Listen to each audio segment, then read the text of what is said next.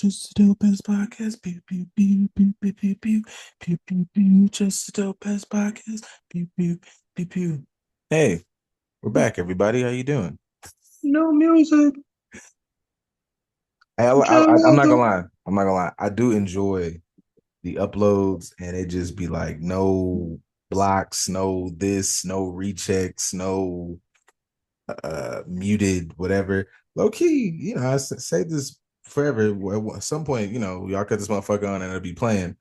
Just have to break down and have either no intro or actual little if we want to do some little doot to doots, because that shit's helpful. That's a helpful barrier not to have, not to, and to sidestep them goddamn Spotify Rico charges. Yeah. I would think that I get musically to a degree policing that because people got to get paid for certain music being played.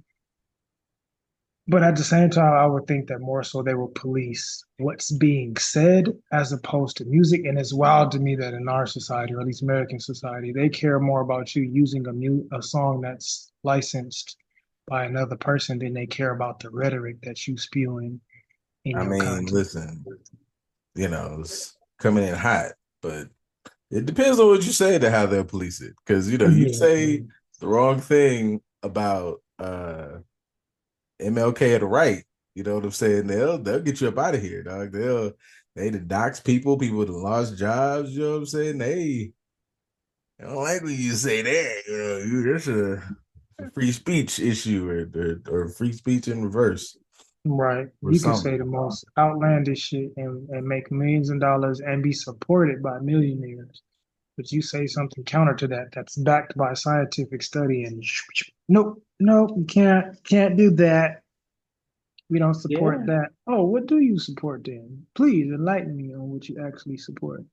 Well, we're And here now. please don't say that MLK are the right. Boy, And look, so clearly, hey everybody, a lot has happened in the past few weeks. And yes.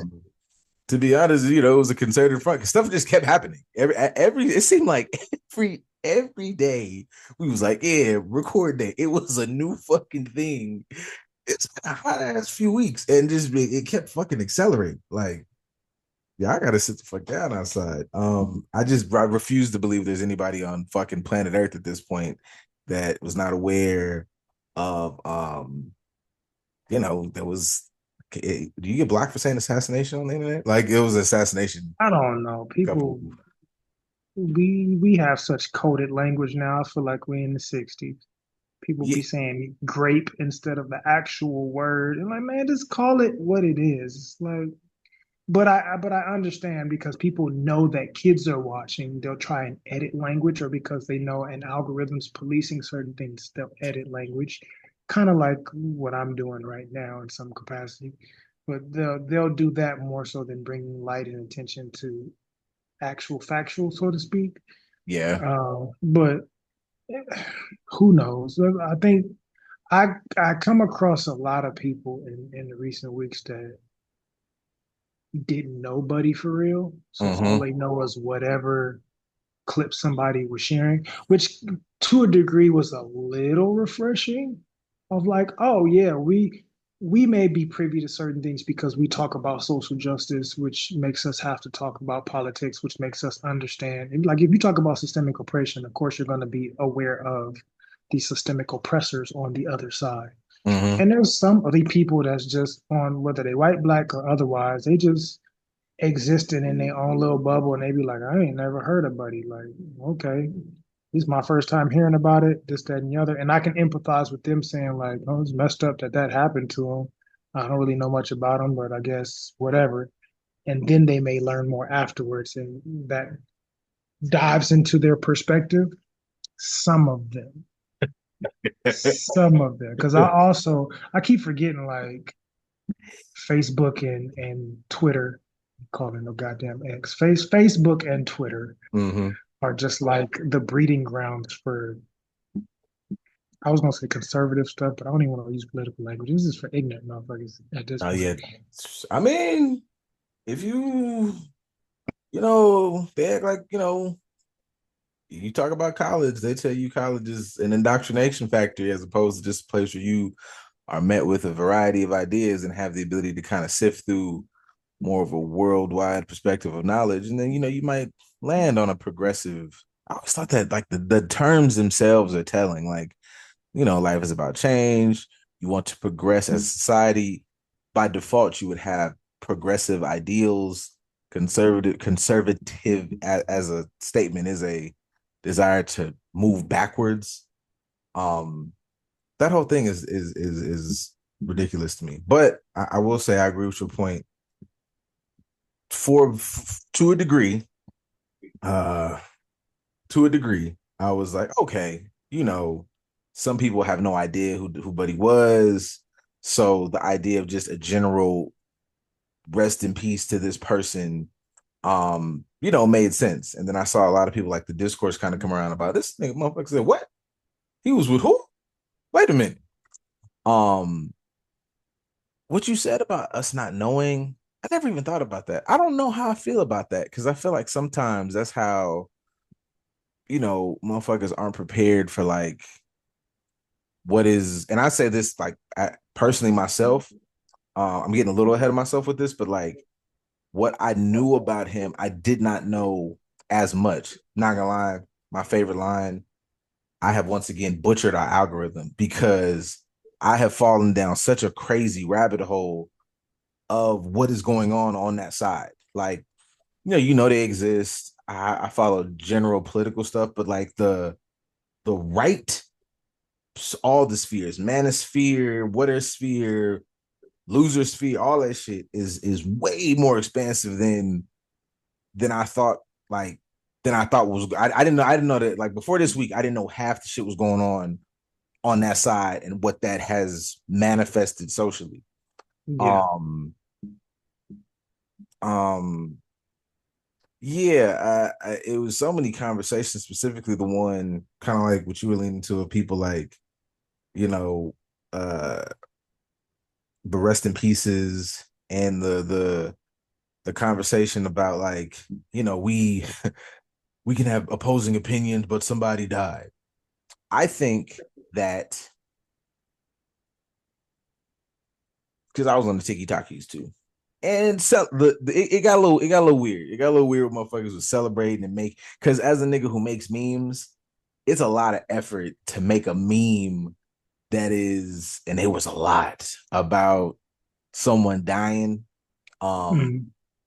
while I'm not in any position to call to say it's an issue, you're not gonna catch me mourning him.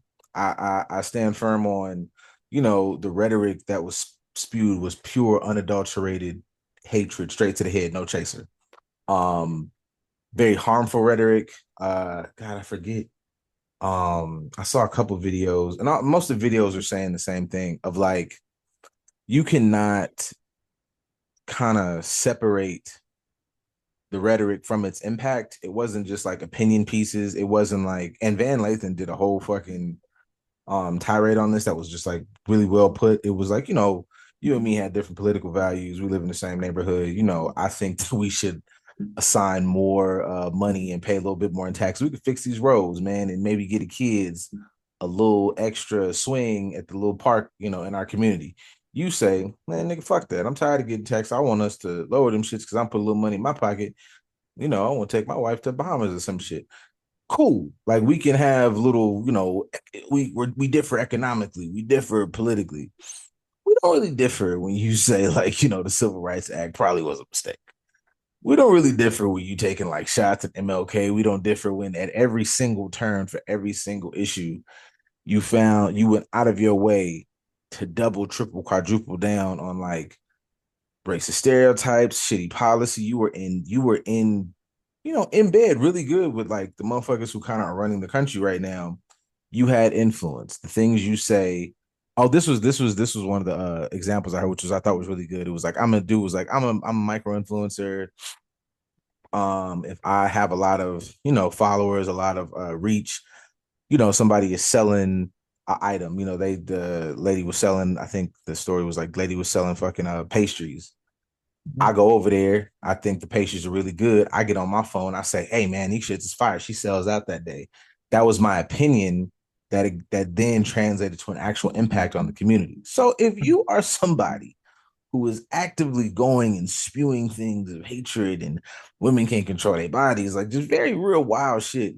While we don't have to dance and do a fucking be like Remick and them outside the barn. We don't got to do all that because you passed, but like nobody's, nobody's obligated to treat it like it's like it hurts who it hurt, but you did a lot of real harm to people, and you could condemn the act, but that doesn't mean we deify this individual. And all that revisionist history about just somebody who had different political opinions. That's not what that was, man. That was true, tried and true textbook hate speech. And you that's unfortunate. I think we are severely over-informed and under-comprehending, which leads people to have these perspectives. Um, there's no way, like I'll let you know offline, in my own friend group, with one of my friends, he's very conservative leaning as a black man, which is nuts. This But ain't gonna work. right. But he's like, oh, I think a lot of what he was said would be taken out of context. And I'm like, what? I didn't respond like, but there's nothing that you can say that would convince me that oh boy's rhetoric was taken out of context. Nothing he said was taken out of context. If you think that it was taken out of context, it's because you identify with the hate speech and you don't want to admit that you just have a bias or a derogatory view of whoever he was talking about, even if he's talking about your own people, which that delves into the side of self-hate. And a lot of people, they're overinformed with the narratives or the worded verbiage, but they're under comprehending. Like, no, you have a bias against yourself. You have a bias against your own people. You participate in self hate, and you haven't done that work within yourself to understand that, regardless of your educational status. Because I saw people that I went to college with that was Mhm. black that was saying, man, he was a true patriot and spoke for it. And I was like, what the heck? I know you got a college education because I would see you after class. Like we played on the same team. I know you went to college and learned stuff. Somebody that didn't go to college at all, I can shoot them the smallest bit of bail because you didn't have to learn these things. You chose to learn them and you chose to learn them from a right wing perspective. So you are misinformed in some capacity. I'll give you that bill. This person over here, I know you had history as a prerequisite in high school and college. How you miss all of that and come into be an adult and think these things? Or, when he was talking about abortion and women's bodies and things of that nature, motherfucker, you got a daughter. What are you talking about? Like, would you want your child to go through that? But I honestly think, as I've talked about in here before, whiteness is a distortion. Whiteness is a mental health issue, not the race, but the perspective. So there's some people that, just like him, they believe this shit. Just like a schizophrenic person will believe that they're seeing an actual person in front of them that they're responding to or having some sort of internal stimuli that makes them respond externally. They really think that this stuff is fact. And there's no amount of talking that would be able to change that. And at some point, we just have to not argue with it, not engage with it, not speak to it. I don't say not identify with it, but I can understand certain people not looking at it as hate speech or looking at it as derogatory because they have no information of what the other side looks like. But for me, it's funny how to justify a certain claim, like you mentioned a second ago, that he's the right wing MLK, right?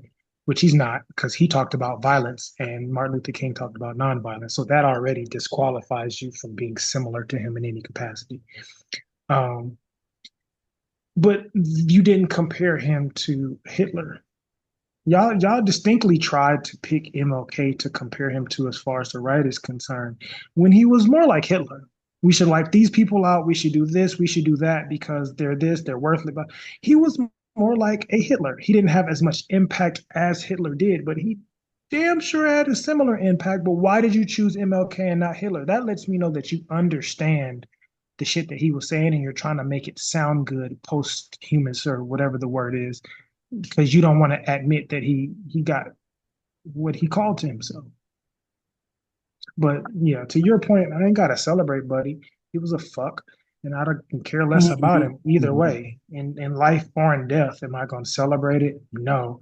But just like now, I ain't mentioned his name because he's not worth mentioning. I can give two fucks about him. He was a piece of shit, and let him rot where he rots and call it a day. Yeah, I think the conversations around like the little hollow things like he's a father, and I think to myself I was like, man, unfortunate more so for them because they are innocent youths or whatever, but like Mm-mm, George Floyd was a father, bro. Like exactly. you know, Tamir was a Um, son, Trayvon was a son. Not to all the people mention, he made fun of in his yeah, platform. bro. He talked Not to about literal kids that were murdered as if they did, and made, if I'm not mistaken, he may not have done it in recent years because he had $1 million platforms backed by lots of white people in power that we need to look into that. Not just the Epstein files, but the people that funded him and supported him and what companies oh they ran. that is boy that is not to cut you off. That is such a crazy fucking deep dive that became a part of this shit. That is true. Like that the way that everybody's been talking about the shooter and Mhm. just the complete way that you know the president himself, people on the right, just immediately like it was a leftist ideology. So the more information comes out about this dude, Republican family all the way through and through. They talked to his granny. She was like, "We all vote Republican." He doesn't vote Republican yet. He doesn't identify as anything, well, as a registering as far as being a voter, but is raised right wing from Utah. You know, textbook. Just kind of middle America white dude. Um, as people start saying things about him, they start looking in like Discord chats and conversations, and they start discussing this roommate that everybody is like assuming is a partner that happens to be transgender. So the more videos I'm watching, everybody keeps saying this term, groipers, and apparently a groiper is there's a dude online, Nick Fuentes, who is like, if Charlie Kirk is right, he right as fuck. Like this Nick Fuentes niggas, and apparently they had beef. I'm probably missing crazy bits, but there was beef in that group because the Fuentes motherfuckers apparently they like we go hard with this racist shit. You motherfuckers is not like you not racist enough. And apparently there was something in there like Israel wise. Like I guess maybe Charlie Kirk like stood with the right as far as like that whole situation. And Fuentes and it was like, nah, man, we stomped down 10 toes down, old school, Old Testament racism. We don't like nothing but Make Zionists look like child's play. yeah, we not fucking with we old school white supremacists. Like we don't like nothing but just pure Aryan. Get up out of here. So the more people bring out his rhetoric, that's become a real big thing that he might have been like a nuclear level right winger, like such a groiper that he just does not think that Charlie Kirk is enough. And that got me on this fucking wormhole about what the fuck is a groiper. And now in my brain, I now know that beyond the red pill, there is a black pill. And black pill is the best way I came to understand it is almost one a kind of nihilistic version of red pill shit. Like it's just outside of traditional values and it's like boiled straight down to just pure looks. If you don't look, if you're not born 6'2", 6'5", uh, great chiseled cheekbones, women will never talk to you. Also, heavily fucking based in like surface level attraction to women and just hyper right wing shit. And so the way that they were making it make sense with him in this um roommate or partner is like there's all these terms of maxing. So there's like looks maxing, which is just a way to say that you have to get your looks to the maximum level to be able to attract women. But apparently, if you're like hyper right wing and you're black pillar, there's a thing called trans maxing. And to me, it sounds like prison outside. Like I'm gonna just preface that it sounds like prison, but outdoors in the regular community. That you can be a dude who's the max level right wing dude. You're the Chad. You're the the dude with the big jaw, and you do that guy.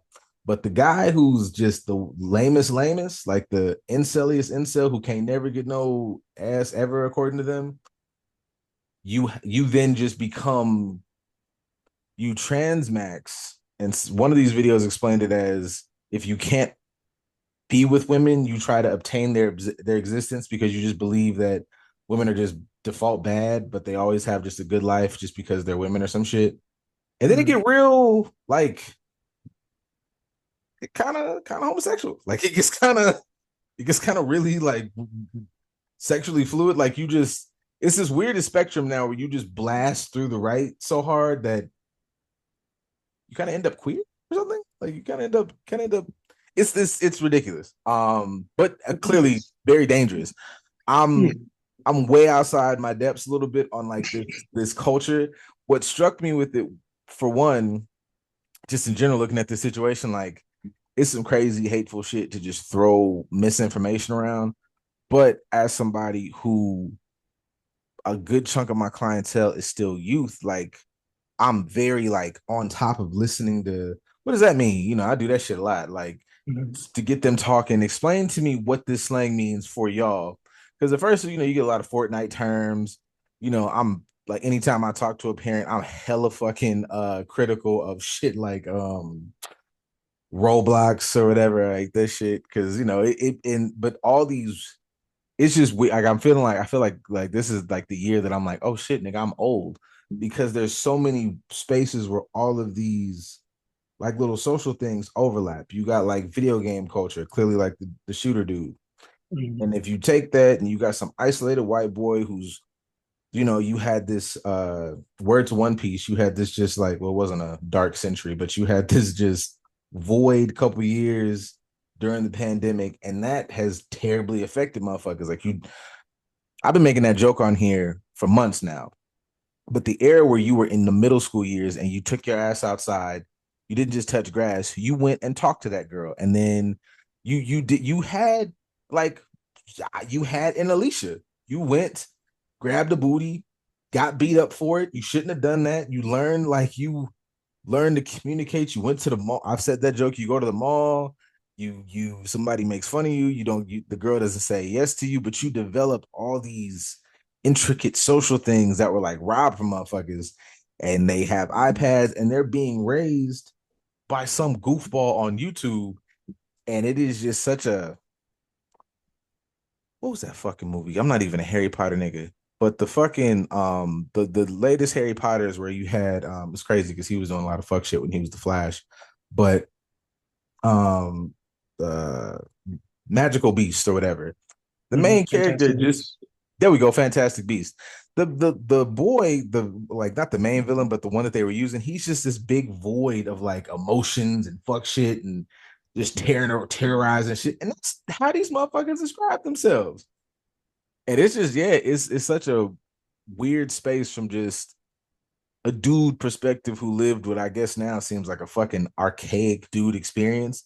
But also like from a therapist perspective, it's like, boy, we got some unraveling to do with some of y'all that are, willing to walk through the doors. I can't go find everybody, but You know, I think you made a good point as far as the age demographic of those coming up during the pandemic that were isolated away from social interaction and how that's affected them. Because if you think about it, with Buddy's influence, his influence has been around for 10 years. mm-hmm. So a lot of those kids were children when they first came across his narratives because you didn't have nothing else to do but sit in the house. So even if people wanted you to go outside and touch grass, you probably weren't being made to do so because even if I do go outside, I can't really interact with people to a degree. So there's nothing for me to do but sit here, especially if my family is feeding into the rhetoric of um, basically catastrophizing things. We know a lot of people came from whether you right or left. There's people that are all this shit is a conspiracy from the government. Maybe some validity to that. All the way towards, if you step outside, you're gonna grow a thumb in your forehead. Oh, okay, there may be some validity there as far as how things can be contracted depending on your health. Like there's nuances to both sides or both extremes, but some families really were no, I don't even want you to set foot outside because I'm worried about X, Y, and Z, and I'm feeding into the propaganda. So these kids are sitting in the house with nothing to do but interact online and are being raised because a lot of them still, even though I'm in a house with my family, I'm still not engaging with my family. Uh-huh. So I'm raised by social media presence. That's why a lot of them have grown up and like, oh, I'm going to troll people for a living as a content creator because that's what you were taking in when you were inside. Or they joined the whole right wing, MAGA, Christian nationalist, whatever type thing because those are the people that you were following. Or like that helped shape them the same way they talked about TV shaping us to a degree. At least we had a vast array of things and we still went outside. For them, at least for that year, you're not. All you have is entertainment with no context of someone helping you understand, one, making sure that you ain't watching shit you ain't supposed to be watching, but two, helping you contextually understand what you look at to make sure that you're comprehending it properly. That kind of goes back to when you were talking about earlier, as far as like remorse for his family. You better the man than I, because I I've said worse now, so I'll try to make sure this episode don't get canceled by not saying. But to hell with all I that, think we're far because past that. well, I mean, to a degree, those who see it will know. But like I've shared personally, I'm not giving no sympathy or no peace for his family because say for us relationship wise, whether it's toxic, whether it works, whether it doesn't work, whether it's fantastic, you choose someone that is your equal in some capacity. For sure. So And if she we kind of look got at out. She kind of got out and was preaching that same shit. oh, absolutely. Mm-hmm. She stood. If he Hitler, she Mussolini. Like she definitely came out and said, just because he gone don't mean this is over with. I'm gonna make sure that we continue this narrative and this, that, and the other, blah, blah, blah. So when you say, oh, he was a father thinking about his family and his kids, the person that he married and had kids with is just as bad as him. And she's going to raise her kids to have that same narrative. So I don't feel bad for the little oppressors and the little MAGA mind that's going to be shaped. I don't feel bad I feel bad that they will never have the chance to actually understand and comprehend what the real world looks There we like go. because of their parents. I Yeah, can there we shoot go. them bail in that because they're only going to learn from their environment. And that's the environment, whether he's present or not, that's still the environment that they're going to be raised in. So even if we had her being involved in their life and making sure that they look at certain things, she could be putting on they daddy's channel and making sure this is what your daddy was preaching. Make sure you learn this and study this because I want you to For learn it. sure. Like, no, Like, there's a yeah. certain level of this where I don't feel bad because perspectives on that side are definitely and heavily going to be conditioned. On the other side, as far as left or whatever you want to call it, more forward thinking, more whatever, at Morally least sound. well, I won't say morally sound because we got some people on the left that there's a spectrum on the left too. We got some That's fair. doofies. We I got just some don't trust. doofies in extreme. I don't trust shit right. So Yeah, no, the right is just that's the shadowy place. I ain't going over there. It ain't got nothing to do with me. Y'all can yeah, have it. You and the rest of them hyenas and Scar and all them. Y'all be I ain't got man. nothing over there for y'all.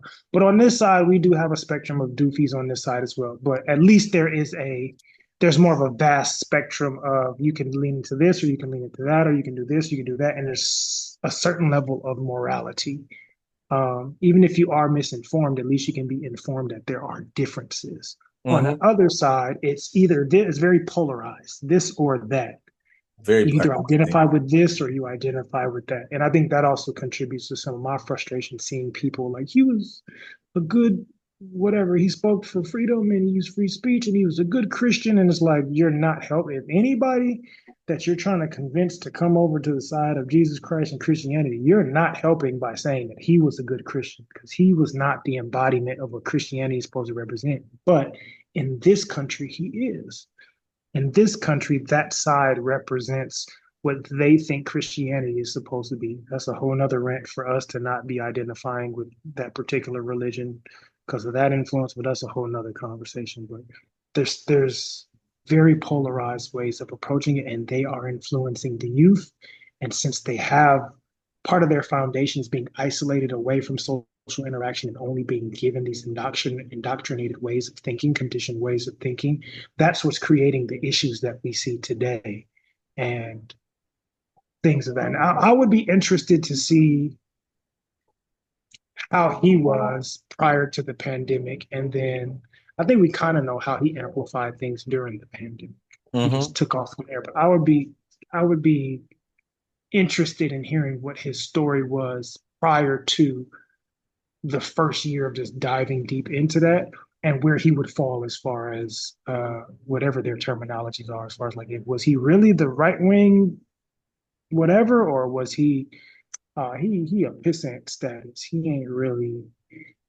I think, I mean, at this point, I can't really speak because I've only seen him when he like popped out and it was like all these viral clips. I think at the beginning, probably like a regular ho hum right wing person. But like, I think as he's grown, I think because he was like, like a real big mouthpiece, like a real like,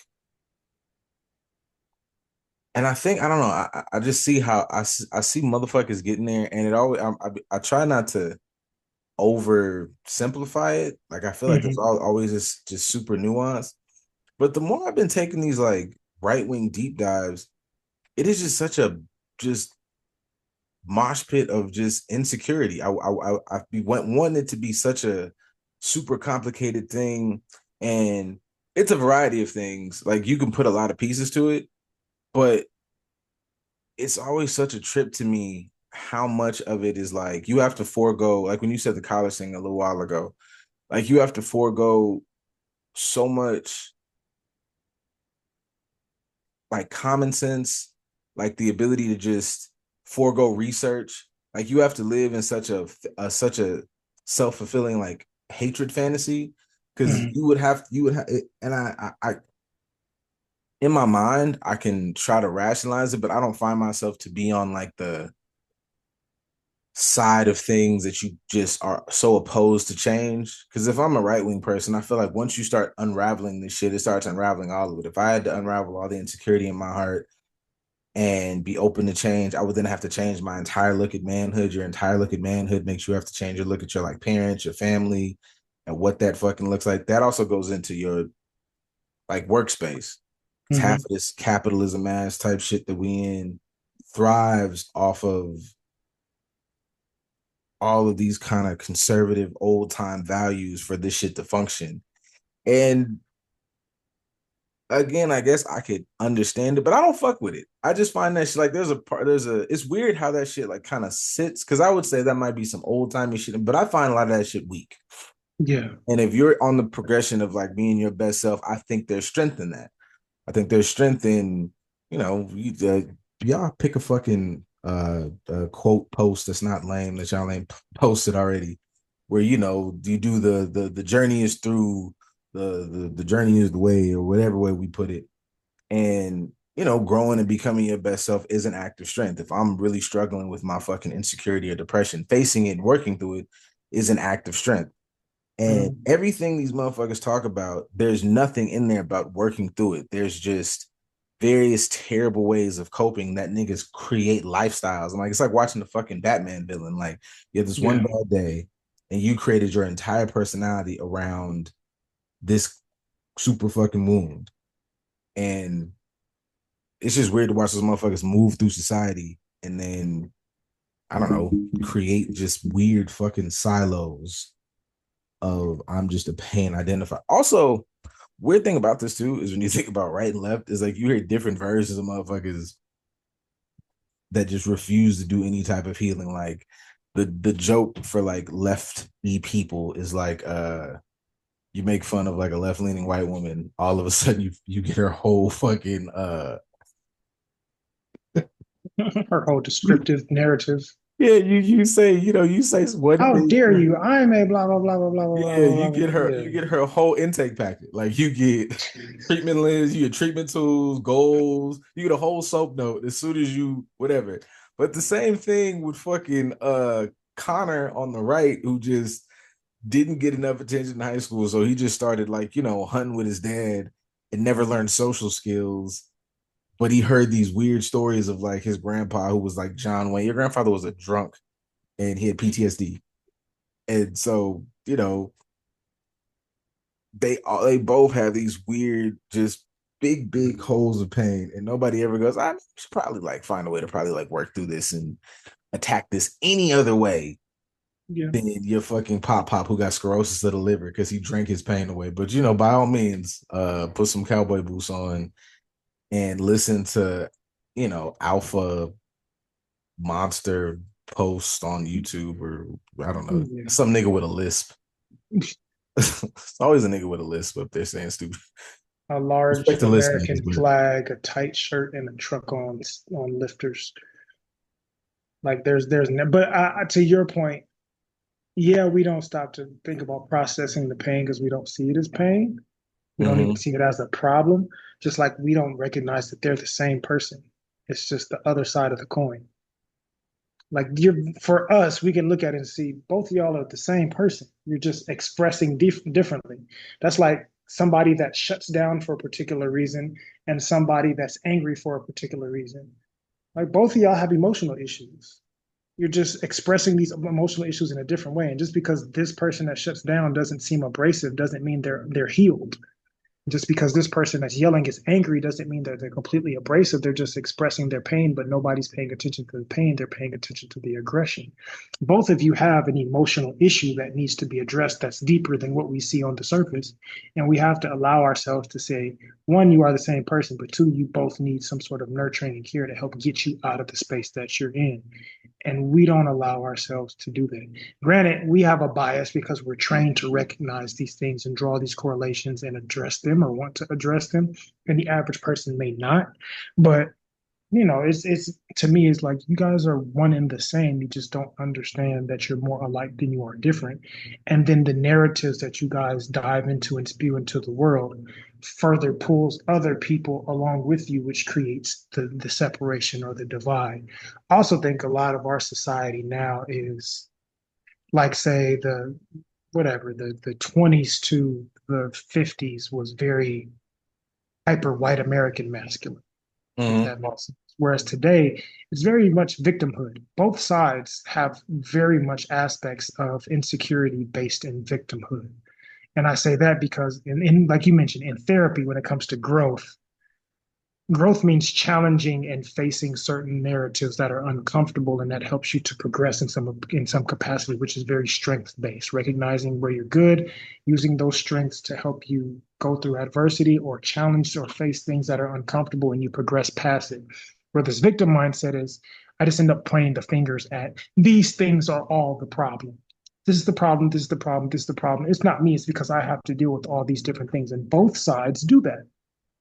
In Yeah. the middle, we can understand the nuance of like, yeah, this is an issue, but I have autonomy. Yeah, this is an issue, but I have autonomy. My autonomy has to look like this, and I got to do gymnastics within my autonomy to overcome that. But there's something that I can do. Whereas both sides have the ability to say, because of this, and this is the way that I am, and I'm not choosing to bend a knee to that. That's the problem, and I just want to dismantle it all together. It's a complete victimhood mentality in our society that's running rampant on both extremes. Again, coming from people not getting the nurturing and edification and support that they need to process their pain, which makes them pick a side. Yeah, I think it's kind of the fucking let me sing you the song of my people, of us millennials, of like, Mm-hmm. if I'm thinking like dude wise, manhood, if you're doing the 20s, 50s thing, everybody sold the same idea of what it's supposed to look like. And I was like, yeah, man, that made perfect sense when you were trying to duck the Great Depression or whatever. Mm-hmm. And you could walk outside and buy a house for 10 grand, and everybody just knew how to build stuff because that's the world we live in. But if you're Captain Right Wing and you're trying to, I don't know, fucking defend billionaires online, those guys that are taking the jobs and shipping them overseas, or developing things like AI systems and shit like that are robbing you of like 20, 30, 40, 50 years of career, they're not creating a life, that you motherfucking soft men create hard. Y'all are the soft motherfuckers, and y'all are idolizing the soft motherfuckers Mm-hmm. because now you are having to redefine what like manhood looks like, and that shit's difficult. But instead of going to sit with maybe you can sit with me now, you can sit with him, you can sit with anybody. You don't have to. You can sit with whoever the fuck you want to, and figure out redefining what a man looks like. Because all you motherfuckers keep thinking like, I don't know, you wake up tomorrow, you be John Wayne. And like nobody ever talks about John Wayne was probably a miserable motherfucker, man. Like when you watch these motherfuckers' lives, it was never good. Like my favorite shit is this shit was never hot. It was never lit. And when you talk to your fucking pop, and it's like, how did you and Mima stay together for so long? When you listen to the motherfuckers talk, it be real progressive, forward thinking ways that they made it make sense. The healthy ones, not the ones who like had families around the corner and they were just lying to y'all your whole life and they didn't want to like die alone. The ones that like really, really made it work. When you listen to them, they were out of nowhere had like these like kind of egalitarian ways to go about a relationship. Your granny had a voice. She had a fucking skill set. Your grandfather was wildly emotionally intelligent out of nowhere. I don't know, nigga. Like It's what each side does as far as picking and choosing the narrative that suits their bias as opposed to encapsulating the entire picture. Because to your point, like people that actually did the work, they can tell you this is where we had a negative situation. This is was our mentality, which contributed to these behaviors, and we had to fight to get through that. And once we did the work and navigated through that, then we ended up in this space, and that's where our growth happened. Like they can tell you the full spectrum of the story. When you approach either extreme, there's not an inclusion of both. There's just this narrative that paints me to be this wonderful person, kind of like you mentioned John Wayne, who also was a fuck. So that's something like he was looked at the pinnacle of masculinity. Side note, I know the people that lived in the old house that he owns, and they're like, yeah, there's a history of him being a fuck. That's why I kind of don't celebrate that I live in the house that he built here. But mhm. we're changing, like part of them is like we're revamping and changing everything in this house and not have a remnants of him because he was a piece of shit. Like people that knew him personally knew he was a piece of Mhm. shit. But you know, when you look at an idol, he's idolized as this wonderful person because I don't have the extra context of who he was. Say Reagan, people see Reagan as, you know, oh, he was an actor You that still turned fuck into the Reagan. You president. just don't like people. I'm sorry. Like it's enough history out there. You don't have to be a Rhodes Scholar. Sorry to cut you off. No, you you still don't. you still fuck Reagan, boy. You just it's okay. You could just say you like pieces of shit. It But ain't there's people. I mean, it's similar to people that support Buddy. He's yeah. these That people too. are they are who they are, and that goes back to the earlier comment of there's no way of saying that what they said and what they preached was out of context. They were who they were. You just don't want to identify the full spectrum of who they were, so you pick the narrative that makes you feel the most comfortable about yourself so that you don't have to look at the shame that you have for yourself for identifying with somebody like that. So you romanticize who they were in your own distorted way of thinking. So you don't have to look at who you actually are as a person. I think too. And also shout out to, with this group of people, shout out to y'all that are tooting it up. Tread on me harder, daddy. I just always gotta let y'all have y'all day. Um, who you're describing fully exists. And there's a part of me that has from someplace like a very thin thread of, I guess, empathy and understanding, like what it would be like to get hit in the head that maybe a meme or them was like a piece of shit. I know that they exist, but only the sobering thing about moments like this is like all of y'all and a lot of y'all, it's not a small group, are not like that. Y'all know exactly what type of time y'all on, and y'all are in it. It's white boys in Orange County. Nothing's happening to y'all. There's not like y'all are not having bad days. And y'all as a unit, it took them less than 24 hours to mount up. Y'all didn't felt like that for a while. It had nothing to do with Buddy. Yeah, You got that up in you. And you've had that up in you for a while. And I just think it would behoove if anybody out there got a little hue in it pigmentation, had the false thought that you was out here just moving cool, your barista would pop it off depending on the time of day.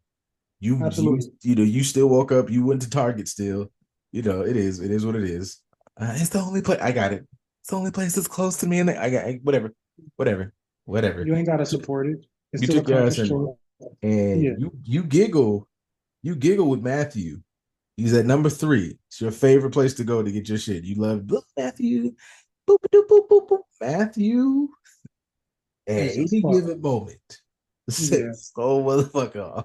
There's nothing going on in Matthew's life. He has a pretty chill life, good house, comes from a great family. He just in his head believes that he was robbed of some weird American fantasy where he should just be able to fart outside and turns into $1 billion. So now he hates everybody else. It's all immigrants' fault and like Yeah. women for existing or whatever. He has Um a distorted lens. But that's why I say that whiteness is a mental health issue. Because there are a lot of people that, because they suffer from whatever, some sort of their insecurity hasn't been nurtured properly or informed properly, they latch onto these narratives and it creates a worldview that really, like you're saying, doesn't exist. You don't have it as bad as you think you do, but because you don't have an identity, because you don't have self confidence and self worth and autonomy and self advocacy and things of this nature that get preached on the left, whether it's overly used or whatever the case is, it's preached to pay attention to these things on the left. On the right, it's not preached at all because that's looked at as, not being masculine. That's woke. That's this, that's that. So you don't do those things. And then you formulate this distortion in your mind that, yeah, I've been done wrong. And like you said, that barista that he'll yuck it up with you and smile in your face, but low key he at home looking at Buddy's content. The right thing happens. He be the one writing nigger on your Starbucks cup. So, pay attention to what's actually going on, but also don't be don't be so quick. I use this on a regular basis from both elections, both of the last couple of elections. Buddy had a lot of them vote for him and put him in office, male or female, like way over half on mhm. both sides. So chances are, aside from California may be like 1 out of 5. But there's a 1 out of 3 chance in this country that one of them that you come across, they support that narrative You no don't matter let how that much they pretend. smile in their face, and the right thing will make them jump off. I can't tell you how many people that I've known, brown or not, that when I got on Facebook, I was like, you empathizing with Buddy? I never would have I expected didn't you to say that. Okay. I didn't think I had any. I saw a couple that it wasn't that I don't have anybody that was like going off the Richter, but I had a few. It was like, I had a few full blown niggas from the hood that was like, oh, Samuel L. Jackson crying over this. Boy, exactly that face wholeheartedly. I wanted to see, paste that that picture so goes many times, it ain't even that funny. goes into my theory of like I don't take back none of the jokes or funny shit we've said or like but that to me goes into my usual thing of like there's nothing that exists on the on the right hand side that is not fueled by an hatred of something. You either have a ism or a phobia. I don't know which one, sexism, racism, homophobia. You got one of those. And that's what drives your thinking. Because for us, I just feel like it is always a nigga who is like, what's that shit that wants to be able to wake up and pull a baby boy. You need to come here and tend to your nigga. And it's like, no, bro, she would, but also maybe we should go get a job. Like maybe we should figure out a plan to like better and forward our life. And then we could also tend to one another. But you, Yeah, my brother, in your brain are chasing another one of these weird fantasies. So you feel like this is gonna get like it's still like you said the whiteness thing because in case you guys are wondering, it's not even race specific because there's a bunch of niggas now that be trying to chase proximity to that. That's how you become a weird, goofy black conservative, or a nigga who's got the knowledge apparently and wants to school you on what you not fully understanding, and all he's really saying to you is just weird Republican talking points, but he put a lot of funk on it when he said it. And she gotta respect you. And it's like, you don't have a car. So I don't know, buddy. I just feel like there's other things we could be focusing on. And I'm not taking a relationship advice from you because your son hasn't seen you in 13 years. So I don't know, nigga. I just feel like shut the fuck up. Uh yeah. We're not assessing people. We don't assess people enough to pay attention to their perspective or their narrative. That's kind of the danger of social media, in my opinion, because we latch on to what people say and we don't have a full purview of who they actually are as a person. And you have this bias. We all have biases, but you have this bias of they said one thing. I was like the fucking Justin LeBoy. Justin LeBoy made a platform for many years because he said one thing that women agree with, and now all the shit that he said for years to come after that, no matter how outrageous and dumb it was, they were like, I fully he's talking that real shit because you don't know who he is as a person and you have a bias that's for him. So anything that comes out his mouth seems factual to you, and you don't even challenge what's being said. You just take it on as law. A lot of people do that with the people that they follow or idolize or vilify or whatever the case is on social media because critical thinking is gone. Like I've said, you should be able, if you have a functional brand, you should be able to look at both sides of the narrative and find different aspects like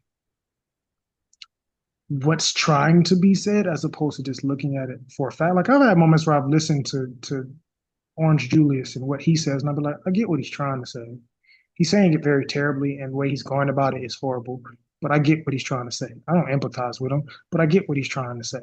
And then I can listen to somebody like Bernie and be like, I get what he's trying to say. He's saying it a little bit articulate. He may be romanticizing it a little bit, but I get what he's trying to say. Like you can look at both sides and have critical thinking to figure out what the actual narrative is and then decide from there if I want to identify with it or not, regardless of the person. We can't do that. We function strictly off emotion and bias, and we don't even challenge the bias at all.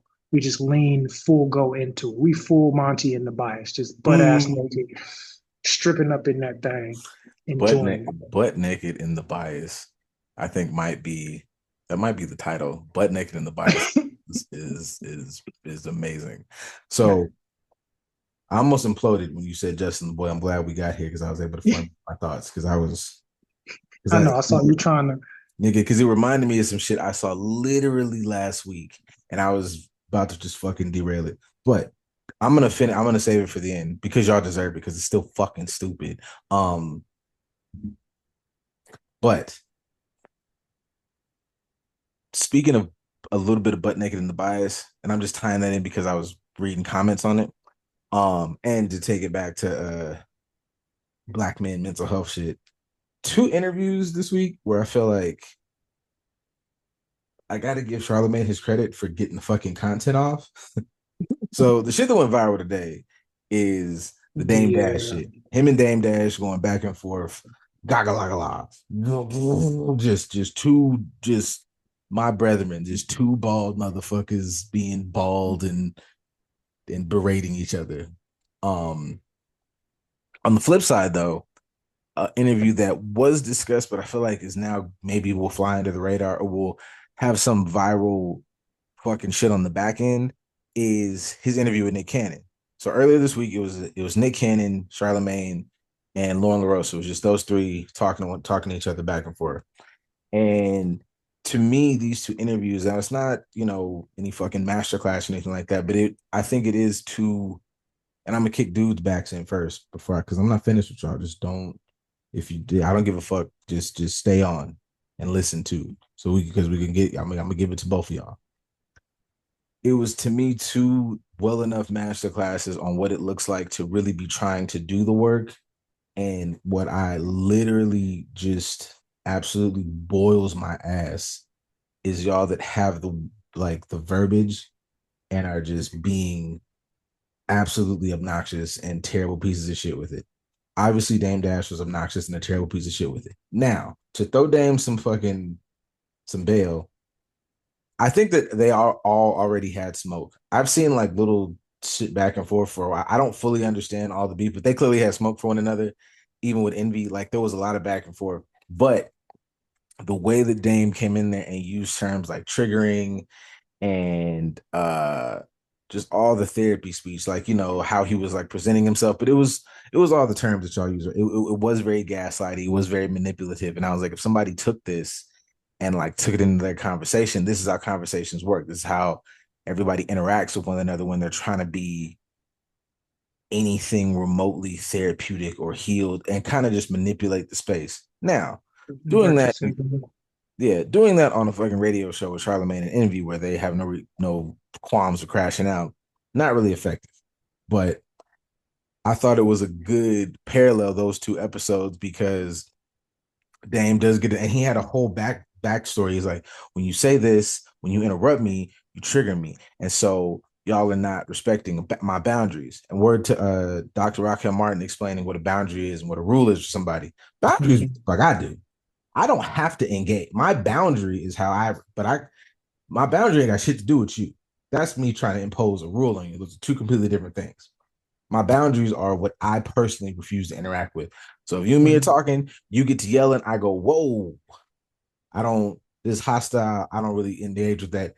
I can tell you not to fucking yell, but what I will do is not fucking, I'm out. I'm a Mhm. safety first, boundaries. Cool. On the flip side, listening to the Nick Cannon interview, and Nick discusses, he talks about wilding out, he talks about growing as a businessman, but he gets to this part where they talk about his past relationships. And I'm paraphrasing.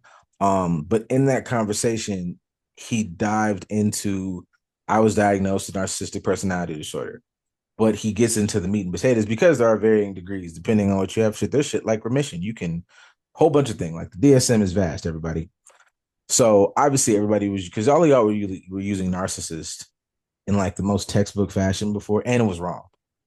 But for him, um, and not to tell nobody's business, but engaging with a client in that before of like narcissism, Jesus, oftentimes stems from deep insecurity. Like Mhm. it's not always the fucking Batman villain of I have no empathy, it's all about me, and I'll fucking, chew your face off. Like it's not that. His was like, I really was just like wildly insecure and I couldn't stop doing things to make shit about me because I had shit to process. And he talked about other things like having a brain scan, which I thought was really interesting. I haven't done any research on it, but that also helped him. Basically, it sounded a lot like neuroplasticity to a degree, like Mhm. rewiring your brain so you can, not think those negative thoughts, get you kind of out of that insecurity slump, do tons of work on the narcissism. But he talked about how if you backtrack it, he's like, I come from, his environment. I've always wanted to do better, be the best, do this, do that. I married Mariah Carey, fucking super phenom. We get divorced. I already have feelings and fears of being a failure. Then I failed at marriage. And that sends me on a spiral. Not to mention, while in the relationship, I'm aware that I'm fucking with Mariah Carey. So instead of kind of just being comfortable in myself, I decide to I take every job. I'm on every fucking show. I'm the hardest working man in show business. You need to see me because I kind of need to kind of measure Right. up Right. to this part. Mhm. Also, there's little parallels in that to like the motherfuckers who took that black pill shit earlier. Like it's a lot of feelings of insecurity and not worth in self. And he got into this bag of like, not a regret. He never said anything like that, but there was an honesty. And what I feel like this is where the work shows because there was an honesty in like, some of these relationships were in response to how I felt about myself. You have, Mhm. beautiful children and shit like that, but those are really hard things to discuss and hard things to announce.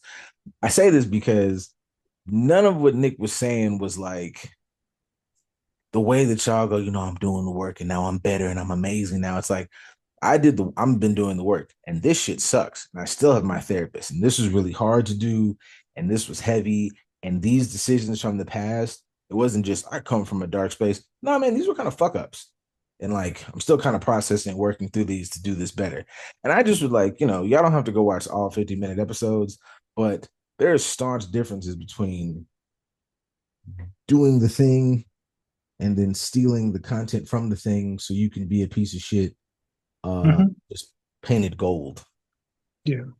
I'll say, at least as it pertains to the conversation we were having today, those are kind of textbook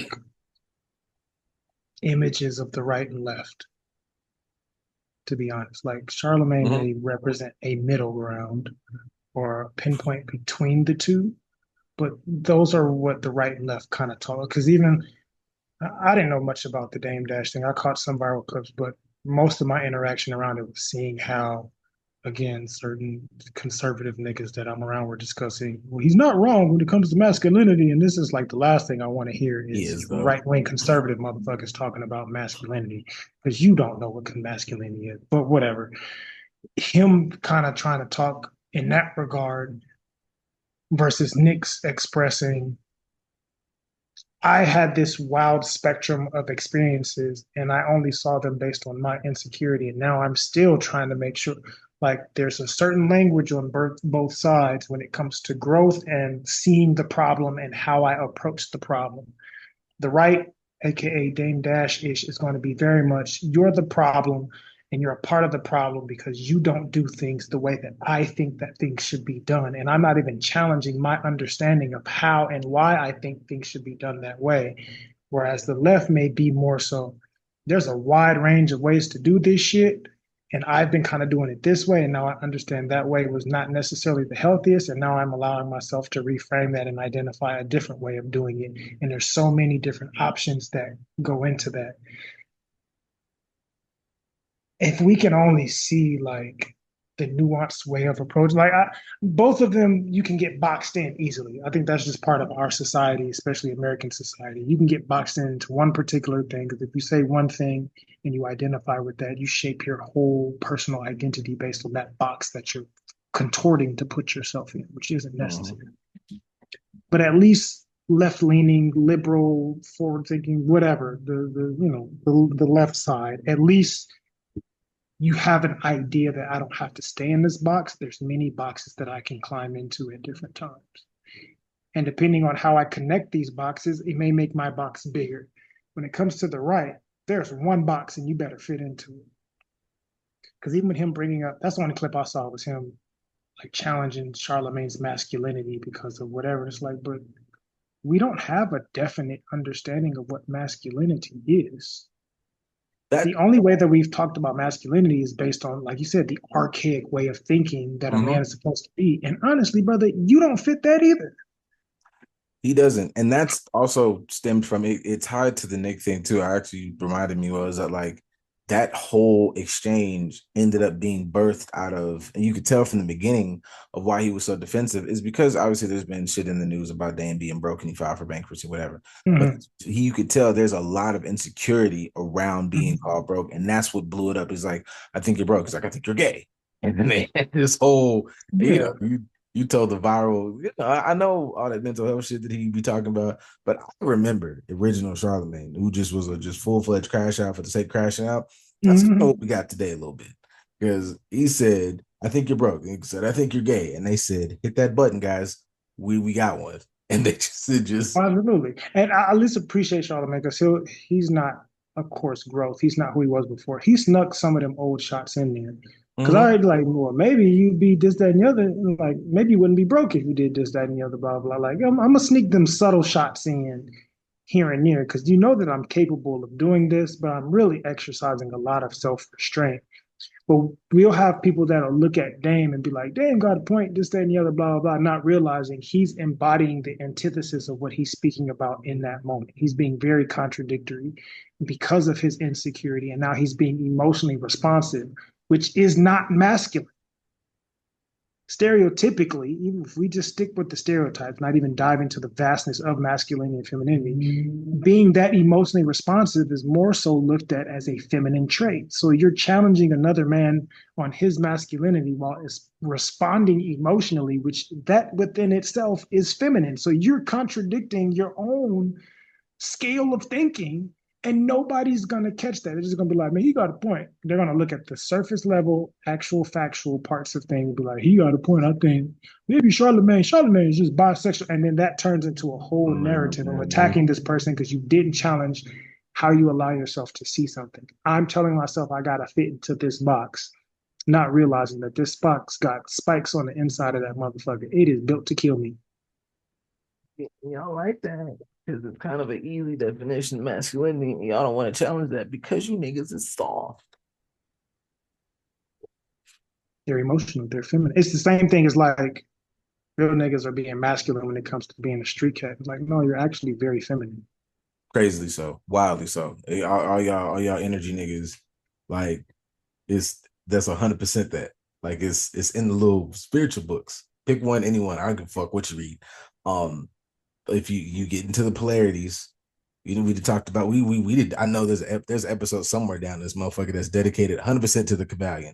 You know, the law of gender, correspondence, polarity, all of that shit. You know what I'm saying? So y'all be like, I'm super healed, masculine, spiritual nigga. Your shit is you're full of shit. Um, Absolutely full of shit. And that'll be my issue with it. You don't understand what true masculinity is. Hell, some of y'all, you don't understand what true masculinity is because you won't even address the fact that you were raised strictly by a woman who was unhealed as well. So even the narrative of how you should look at yourself came from an unhealed feminine perspective, and it made you behave in a particular way that's in alignment with unhealed feminine narrative. But because you attach it to a surface level idea of what unhealed masculinity is supposed to be, you say, I'm a real nigga or I'm a real masculine in this regard. No, you're not. You just put on a different costume, but it's the same shit. You're still moving in an unhealed feminine narrative. thought I didn't have nothing for y'all asses because you know it's approaching my bedtime because I'm a grown up and I need my 40 7. winks. Yeah, you know, because I got to hit that. I got to hit it in the morning because I can't be in there with the youth in the afternoons too much. Y'all get in the way. Mm. People. But I will say this because y'all thought I didn't have nothing for y'all asses. Listen here, I'm okay with this. We've been dog walking niggas all episode. I want y'all because everybody's next big age 40. Okay. Mm-hmm. 40. And I want y'all so bad. Cause you know now as I let it kind of marinate in me, the Forever show wasn't bad. You know why? Because it was a show about high schoolers. Those were children that they were representing going through a child's journey through their first young love experience. And you motherfuckers who are taxpayers, okay? Fucking a decade off of 50 and some change. If you post this clip again of one of our greats, Wood Harris, sitting on that bench in Martha's Vineyard talking to that boy, and you cut it in half again so we can only hear that uh she's here on the island. Talk to her. Knowing full well this scene is not about that. Like y'all keep posting that scene. One, to start the scene, because I know exactly where I started off. That's the thing about it. You found a boundary. It's good. Don't run from it. And y'all be trying to frame this scene like this father is explaining to his son, his oldest son, that is good in basketball, that he loves, that his child, that he would be explaining to his child that I want you to get your emotions together so you can let this girl play in your face. What parent does that, bro? That man told his son, aware, he's very emotionally intelligent. He's aware, like, hey, you had your heart broke. Let's not internalize that so you don't become one of these red pill fucks. In that same scene, that same scene, literally the clip that y'all cut prior to, he says, hey, you're going to miss what's right in front of you. That boy looks back at him and says, are you talking about Sid? He goes, I am talking about Sid. Because, boy, the world is vast and you got your heart broke by this one girl. So fucking what? I want you to be emotionally stable. I want you to be able to process that shit, not let this ruin your life, and move on and go be great. Y'all be loving that line where he says, you know, some women are a lot, but, you know, we need that. He's talking about his wife, his partner, someone who's passionate about her son and about them growing as a family, not an asshole that talk to that motherfucker crazy. Y'all gonna stop. I realize I don't even dislike movies. I dislike y'all and how y'all fucking make the movies bad. That was a great film. It was you had a father who was emotionally intelligent. You had a son going through some heartbreak. He cried. He was emotional. That man wasn't sitting on that bench telling his son he needs to go back to his ex who played in his face. He was giving him space to kind of figure it out himself, but he was not telling him that y'all making that scene mean that is fucking insidious and y'all are weird for it. Also, I just every time I see a movie or something like that, there's not a way in this. There's no unless y'all just are like like the fem cells. There's no way that how y'all discuss these things. Y'all have sons. I've said this shit before. You would burn heaven and earth if somebody did that to yours. Man, if somebody did that to man, my love, my world, ma'am, you would pick a car up and throw it at that little girl. Y'all are 40, damn near. Okay, tax-paying citizens. Knock this shit off. Jesus. Other than that, thanks for listening. I appreciate y'all. See y'all same time. Yeah, listen, in the interest of not adding another boot to your back, y'all gonna get enough of the boots in the next episode. So I'm sure at some point we'll end up coming back to talk about this because it ain't our Y'all gonna first do time. something else. It's gonna be something else to drop. Don't worry about it. These Absolutely. the good We thing ain't got to about say it all in one episode. I can't tell you how many times over the last week, or really the last month and a half, where I'll be like, I will never not have a job. I see so much shit and fuck say, no. I will never not have a job. So on that note, yeah, we don't have to expand on it because we're gonna come back to this narrative at some point, and we will Listen. never not have shit to talk about because you guys keep doing the same cyclical, goofy shit. So thanks for the free content and discussion points. I appreciate it. But Jesus, Yeah, give me not the out. white word either. I'm not gonna lie. These little hiatuses, so much. Y'all do so much every day. Like y'all don't miss it. You think we don't miss a day? No, nigga, you don't. Y'all don't miss a day. Y'all don't miss a day. Lord knows. White Jesus provides. All right, yeah, that's it. Yep. Maybe that might be it's between white Jesus provides or But butt naked in the and bias. butt naked in the bias. Whatever y'all see, that's what happened. Okay, bye now.